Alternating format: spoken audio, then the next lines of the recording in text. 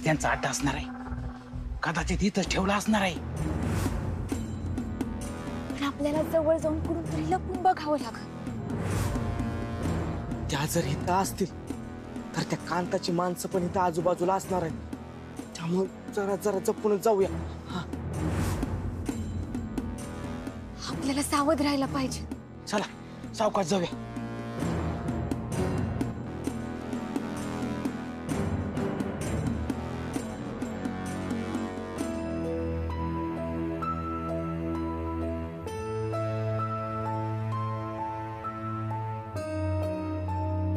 आहेत इथंच आहेत. हाल केले दोघींचे. या माग जर खरंच कांता असेल ना, त्याचे 30 भरले म्हणून समजायचे. आवाज दुखत आहे ना? नाही नाही नको. जर आत कोणी असेल तर उगा सावध होते. आणि कोणी नसेल तर आपण जाऊया, त्यांचे हात पाय सोडूयात, त्यांना लपून घेऊन जाऊयात. हा चला चला चला.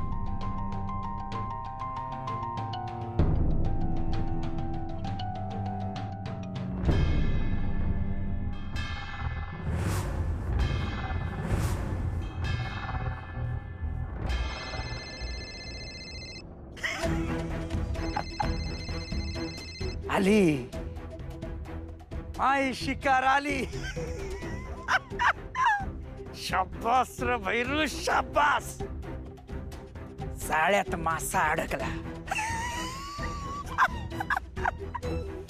आता या मुक्ताला कुणीच वाचवू शकत नाही, ना रावसाहेब ना सारंग. मुक्ता दोषी नाहीये हे फक्त आपल्या दोघांना माहिती आहे. तिला आरोपी ठरवून बाकी सगळे जण वाटेल ते तोंडाला येईल ते बोलतायत त्याच्याबद्दल. आणि हे सगळं खूप त्रासदायक आहे. हो दादा, इवन रेणुका, तिच्या घरचे, या सगळ्यांनी यावर विश्वास ठेवलाय. त्यांना तर काय रे, संधीच मिळाली. आधीच तिला पाण्यात बघत होते, आता तर काय तोंडाला येईल ते बोलतील. पण सर्वांना जेव्हा सत्य समजेल ना, एवढा जबरदस्त धक्का बसेल ना, तोंडावर आपटतील सगळेजण. आणि ही अंबिका, ही तर सगळं स्वतः केलंय, पण तरी सुद्धा तोंड वर करून इतकं खोटं कसं काय बोलू शकते बाई? आश्चर्य वाटते मला. केवळ मुक्ताची स्पर्धा व्हायची ना म्हणून मी गप्प आहे. एकदा तिची ती स्पर्धा होऊन जाऊन दे, मग दाखवतो एकेकाला. मला ना आता वेगळीच काळजी वाटते. कसं होणार मुक्ताच्या स्पर्धेचं? 2 दिवसावर तिची स्पर्धा येऊन ठेपली आहे आणि घरात हे असं सगळं. या सगळ्याचा ना तिच्या मनावर परिणाम होईल आणि मग तिचा रियाज होणार नाही. अगं मग स्पर्धेमध्ये तिचा तो हा काय परफॉर्मन्स होणार नाही.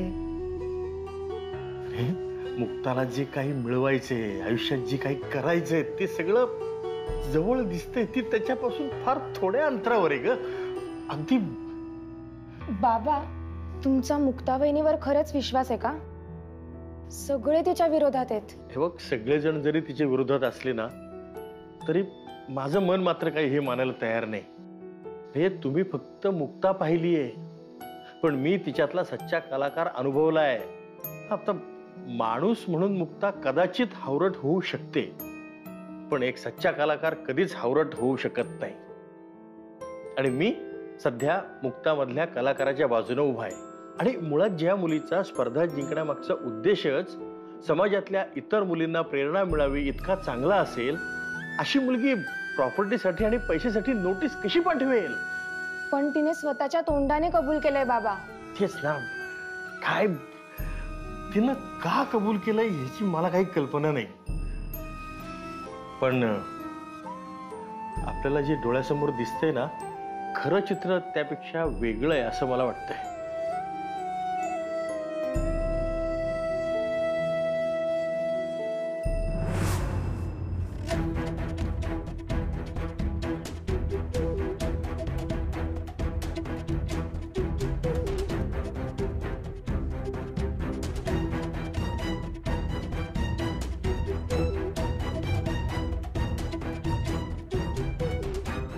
मग ते कोणी केलं? कांतानी. बघा मी म्हणलो होतो ना तुम्हाला. पण जर हे सगळं कांताने केलंय तर मग भैरू आपल्या मदतीला कसा आला?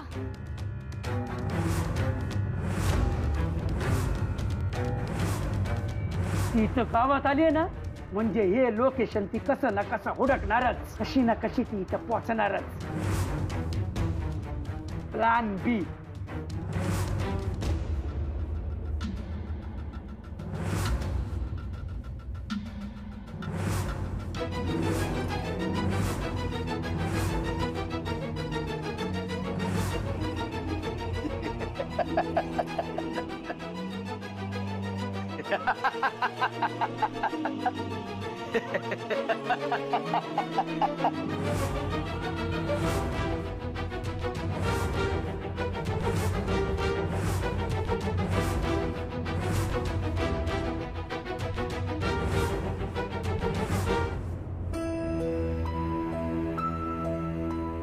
वाघानं त्या सापडल्या असतील का?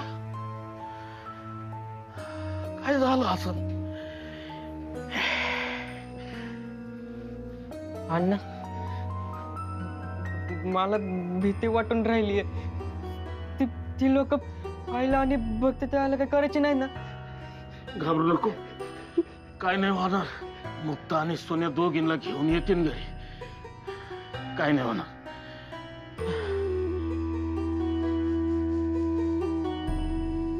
आपल्या बरोबरच हे असं का होतं काही कळना झालंय.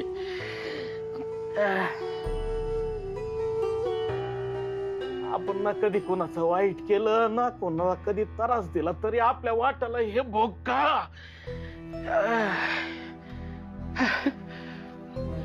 अण्णा अण्णा आपण हे गाव सोडून दुसऱ्या एखाद्या गावाला पळून जायला पाहिजे, म्हणजे आपल्याला कोणी त्रास नाही देणार. नाही पण म्हणजे माझे सगळे मित्र तरी याच गावात आहे. जाऊ दे, नवीन गावात नवीन मित्र होतील, पण आपण जाऊ पळून.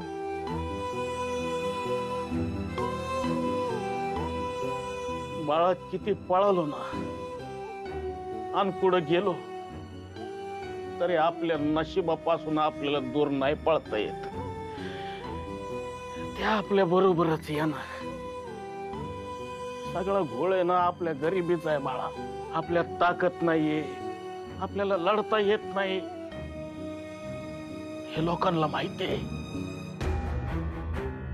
आणि ते त्याचा फायदा घेतात. पण आपण लढत राहायचं, जसं जमल तसं चिमुट चिमुट का होईना लढत राहायचं. हरून हातपाय घालणाऱ्याला देव साथ देत नाही.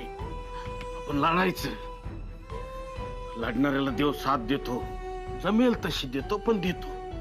आता यो भैरू बघ ना, कायम आपल्याला त्रास देत राहिला, पण आज आपल्याला मदत करतोय. आपण लढायचं, लोक पण साथ देतील.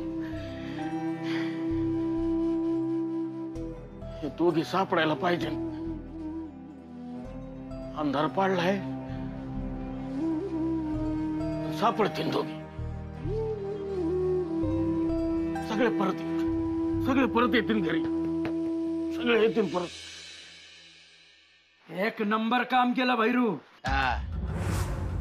तुझ्या हुशारीमुळे लाडाच्या मुक्ताला इथं आणण्यात कसली बी अडचण आली नाही. विषय आहे का? अवकांत तशी खाल्लेल्या भाकरीला आणि पिलेल्या दारूला नाही जागलो तर स्वर्गात जागा मिळेल का? नालायक माणसा, सोडणार नाही मी.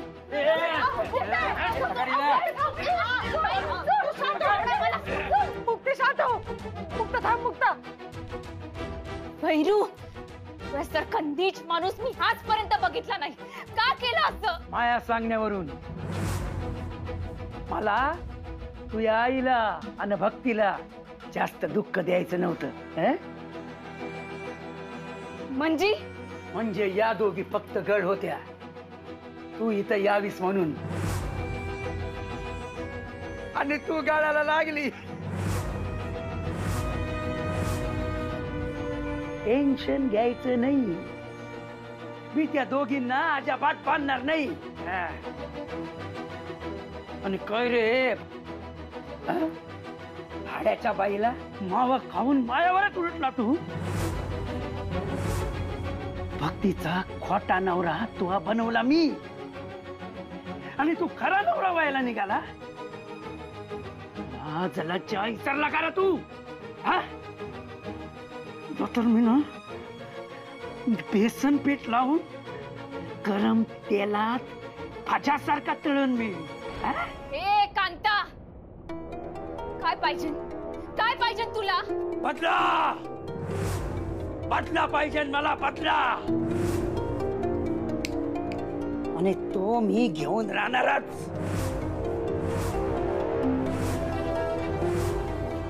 तुला तुला स्पर्धेत संबळ वाजवायला देणार नाही मी. तुला फायनलला पोचूच देणार नाही मी. नाही, असं काही करू नका. तिनं त्या स्पर्धेसाठी लई मेहनत केली, जीव तोडून मेहनत केली, लई काय काय सोचलंय तिने. तुम्हाला जो काय राग काढायचा ना, तू मायावर काढा. ए मुक्ता, तुझ्या बदला तू आईला आणि बहिणीला त्याला देऊ का मी? देऊ का त्याला? माझ्या घरच्यांना काय करू नको. मी स्पर्धेतून माघार घेईन, पण माझ्या घरच्यांना त्रास द्यायचा नाही. हा,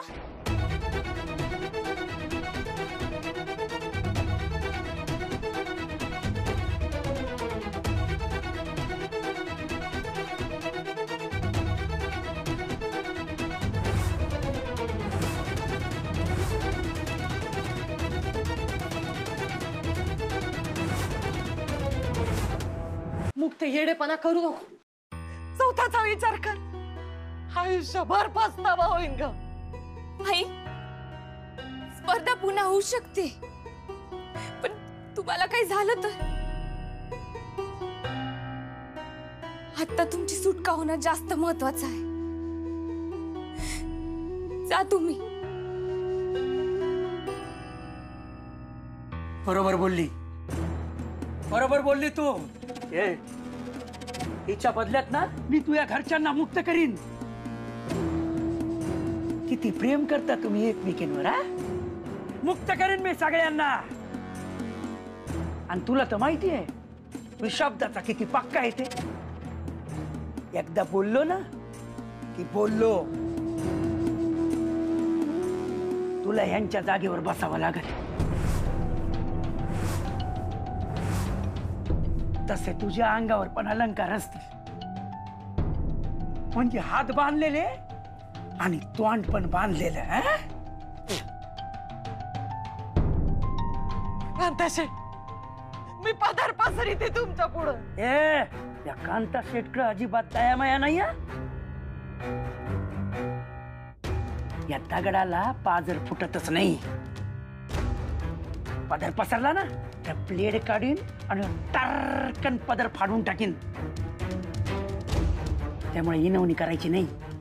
उठायचं आणि चालायला लागायचं. स्पर्धा झाली ना की तू ही पोरगी घरात असल, तोपर्यंत गप्प राहायचं. चला निघा. आणि हा, जर कोणी तिला वाचवलं किंवा तसा प्रयत्न पण केला तर मावा सुरा आणि तिचा गळा. नाही नाही, आम्ही असं काही करणार नाही, पण तिला नका त्रास देऊ. हा, तिला मी फुलासारखं जपन. तुम्ही निघा इथून, निघा. आई, तुम्ही खरंच जा. आई काळजी नका करू, भक्तीला घेऊन जातो इकडनं. चला निघा.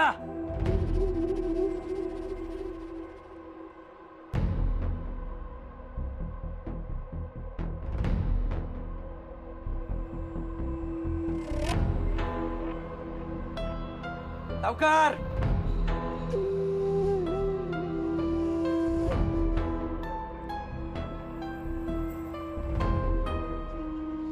काय पाय निघाना वाटतं भक्तीचा अं? भक्ती इथं राहिली ना तरी मला काही प्रॉब्लेमच नाही. मावा उरलेला हा मधुचंद्र पूर्ण करीन मी. कसं राग द्यायचा नाही. माग माग म्हणून सांगतो इथून लवकर निघायचंय. कसं आई तू तू तू मागव आहे मागव भक्ती आईला धर. भक्ती इथं थांबली ना तर मायातला राक्षस त्याचं ड्रीम पूर्ण करणार म्हणजे करणारच. खांडोळी करी ना तुम्ही माव खाऊन मायावर भुंकणारा तू. जास्त माजू नको. आई जा ना भक्तीला घेऊन जा. माई काळजी नको करू तुम्ही निघा जा तुम्ही. परत सगळ्यांना आठवण करून देतो विशेषतः सुन्या तुला कोणाला सांगायचं नाही. आणि जर कुणाला कळलं अशी मला कुणकुण जरी लागली ना तरी मुक्ता बरोबर तू हा पण जीव जाईल. मग मला फाशी लागली ना तरी चालन. त्यामुळे चुकून तिला सोडायची किंवा हात पाय हलवायची इच्छा जरी झाली ना तरी 10 वेळा विचार करायचा. मी तिला स्पर्धेचा दिवस उलटून गेला की घरी सोडणार. आम्ही तुझ्यावर विश्वास ठेवितो पण तिला सोड. ठेवावंच लागेल. दुसरा कुठला पर्याय आहे का तुमच्या समोर? निघा चला. अरे निघा ना. सुनील तुम्ही भक्तीला घेऊन जा. मी थांबते इथे मुक्ता बरोबर. तुम्ही जा जा.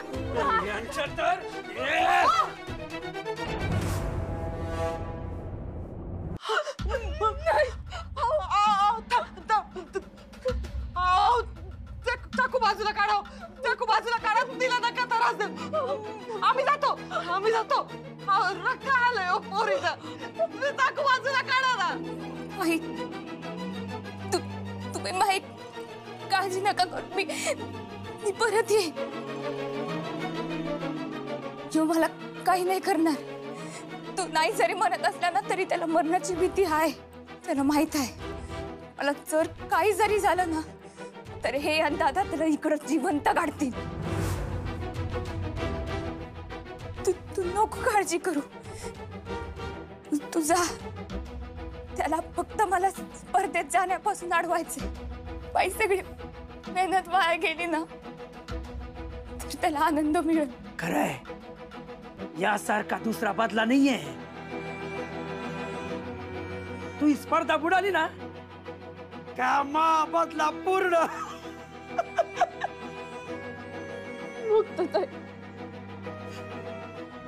मुक्तताई तिला आतून जा. आईला घेऊन जा. मुक्तताई जा भक्ती तू. मला पण अशी कडकडून भेट नाही एकदा. निघायचं. फक्त चल. निघा. तुला सांगितलं ना तसंच करायचं. चल. सोडा.